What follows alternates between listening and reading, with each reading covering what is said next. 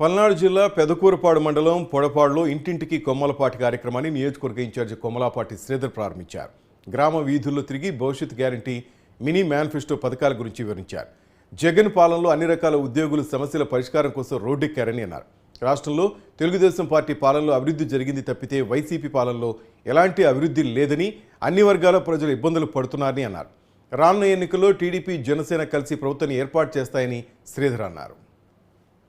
అంటే పెంచాలనే ఉద్దేశంతో ఈ ఫీజు సిలిండర్లు కానీ ఒక 3 ఫీజు సిలిండర్లు ఇచ్చి, అదేవిధంగా కుటుంబంలో 59 సంవత్సరాల అంటే చిన్నవాళ్ళు, 18 సంవత్సరాల కంటే పెద్దవాళ్ళు, కుటుంబంలో ఎంతమంది ఆడపడుచున్నా వాళ్ళకి 1500 రూపాయలు అంటే ఒక్కొక్కరు 1500 రూపాయలు ఇచ్చి ఆ కుటుంబాన్ని ఆదుకోవాలనేది చంద్రబాబు నాయుడు.